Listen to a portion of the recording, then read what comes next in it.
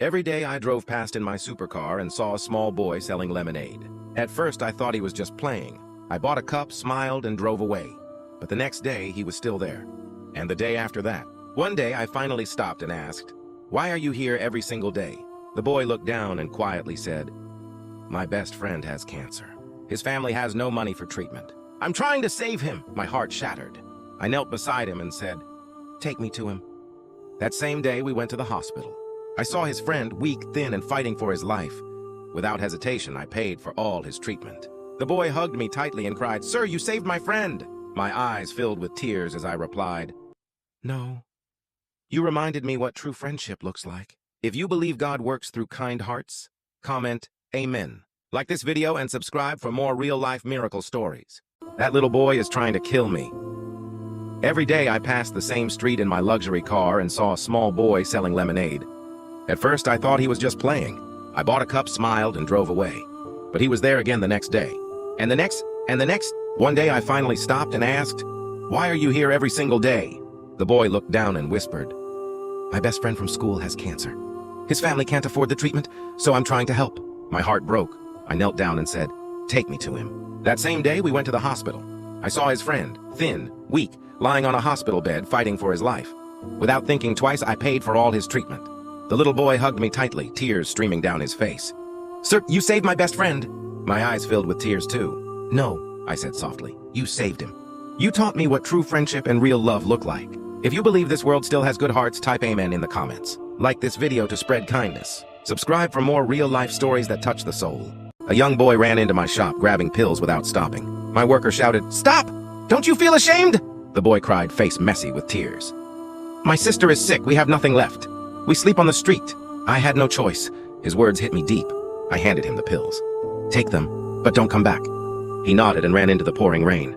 Years passed. I grew old. My body was tired, my hands cold. A car hit me and I couldn't pay. The doctor said, "He won't last a day." Alone and ready to die, I woke up to a soft voice. "Do you remember me?" It was the boy from years ago, now a doctor. "You helped us when we had nothing. You saved my sister, I'll never forget." On the bill, a note was clear, paid in full. Tears filled my eyes. Good always comes back.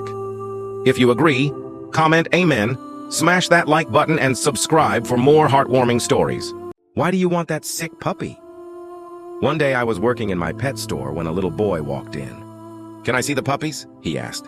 I showed him the happy running puppies, but one little puppy sat alone, looking sad. "How much are they?" he asked. I said $50 each, but that one is not for sale. "Why?" he asked. "He's sick." "He might not even live long," I shouted. The boy didn't seem to care. He pulled out 3 crumpled dollars and said, "Can I buy him?" I told him it wasn't enough and that the puppy couldn't play. But he ignored me, hugged the little puppy tightly and whispered, "We'll be best friends." He ran out and a while later returned holding money. "I brought $50 for him," he said. Tears filled his eyes. "I'm battling cancer," he whispered. "I don't have much time left either. But he needs someone who understands him. Everyone deserves love, no matter how broken or sick they are. Comment amen if you believe love heals all. Like if this story touched your heart, subscribe, follow for more heartwarming true stories. Whenever this man tried to drink tea, a rope pulled him away. Whenever he tried to leave his house, ropes held him back. In this world, people were controlled by invisible chains. They couldn't even speak freely. One day on a train, he looked outside the window and saw a girl playing guitar beautifully. She was free, no ropes, no chains. In that moment, he knew what he had to do. 1 second before the train doors closed, he jumped out. Suddenly, all the ropes tied to his body snapped. He was free. He ran to the girl and started singing with her. Together, they inspired others to break free too. The controllers saw everything through cameras and sent the police to catch him. But when the police arrived, the man, the girl, and many others had already escaped together. In the end, everyone broke free from their chains and returned to the real world, free at last. If this story inspired you, comment amen. Like if you believe freedom comes from courage. Subscribe for more emotional and life-changing stories. My dad fell from the roof. I rushed outside and saw him lying on the ground, unconscious and barely breathing. My heart sank. He looked seriously injured. I immediately called an ambulance. That night felt like forever. The doctors told us he had severe head injuries and needed more tests. The next morning, they discovered his brain was badly damaged. and rushed him into emergency surgery. My mom cried endlessly, praying for every breath. Hours felt like years until the doctor finally came out. He said, "We're not sure if he will ever remember you or walk again. Only a miracle can save him." I fell to my knees that night and prayed, "God, please save my dad. Please!" A few days later, my dad opened his eyes. At first, he couldn't speak or move. We feared he might never fully come back. But slowly, something incredible happened. Within days, he started speaking and even took a few steps. The doctors rechecked him. Every bit of damage was gone. Completely gone, they called it a miracle. I fell to my knees and cried, "This is the power of God. Why would you want that useless dog?" One quiet afternoon at my pet store, a little boy walked in. "Can I see the puppies?" he asked softly. I nodded and watched as happy puppies ran toward him. But one small puppy sat alone in the corner, weak and trembling. "How much do they cost?" the boy asked. $50, I said, then quickly added, "But not that one. He's sick." "That puppy isn't worth the money," I said harshly. "He won't live long." The boy reached into his pocket and pulled out 3 crumpled dollars. "That's not enough," I told him. He looked at the puppy again. "Can I buy that one?" "He's not for sale," I repeated. "He can't even play with you." The boy didn't argue. He walked over, picked up the puppy, hugged him tightly, and whispered, "We'll be best friends." Then he ran out. A little while later, the boy returned, holding money. "I brought you $50 for the puppy." I stared at him in shock. "You don't have to pay. He's worth nothing. He'll probably die within a year." Tears filled the boy's eyes. "I'm fighting cancer," he said quietly. "I don't have much time left either.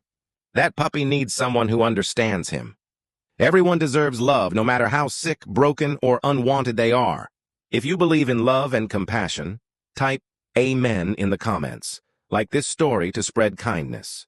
Subscribe for more stories that touch the heart. Once upon a time, there was a little girl who loved bullying her classmates. She threw food, paper balls, and laughed while others suffered. No one complained to the teachers because they were afraid it would only get worse. But one day, everything changed. She was called to the headmistress's office. As she walked in, her smile faded. Her parents were sitting there. The headmistress spoke firmly. "And that is why your daughter is being expelled from this school." Her father calmly turned to her and said, "Go wait in the car, dear.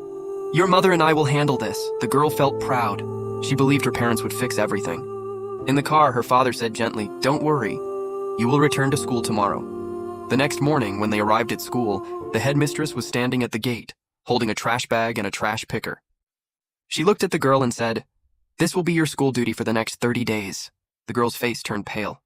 She turned to her father and whispered, "Help me, Dad." Her father looked her in the eyes and said, "This was our decision. Your mother and I will never support bullying. What you did was wrong and now you must learn." He continued, "As parents, our job isn't just to give you food or a bed to sleep in. Our true responsibility is to raise you to become a good human being." That day, the girl learned a lesson she would never forget. Bullying ends where good parenting begins. Someone just screamed at me that my life was endangered, then I almost ignored him. A homeless boy ran up to Alejandro, a millionaire businessman. "Don't drive, your wife cut the brakes." The security guard tried to push him away, but the boy's voice shook with urgency. "I saw it yesterday in your garage." Nervous, Alejandro laughed until he looked into the boy's eyes. No fear, only warning. Racing to his friend Ruben's repair shop, Alejandro had the brakes checked. Minutes later, Ruben's voice was serious. "Clean cut on the rear cables. If you'd driven faster, it could have been fatal."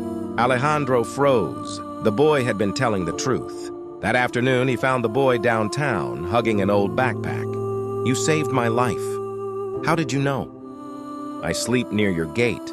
"I heard everything," the boy said. "My parents, someone cut their brakes. I survived. I couldn't let it happen again." Alejandro's heart broke. He took the boy, Mateo, to lunch, gave him a number, and promised, "If you ever need help, call me." That night, Alejandro recovered deleted camera footage. There they were, Camilla, his wife, and the guard, sabotaging his car. The next day, Mateo moved to a safe foster home. Alejandro confronted Camila with the evidence. She collapsed, admitting fear, greed, and desperation. The police took her away. Days passed. Mateo discovered he loved to draw and called sunset the orange hour. Alejandro visited every afternoon. Eventually, he decided to adopt Mateo. Months later, a judge banged the gavel. Mateo had a last name, a blue bedroom, and a father. Sometimes courage comes from the least expected places. Don't ignore the voices that try to warn you. If this story touched your heart, share it and write, "I believe in second chances."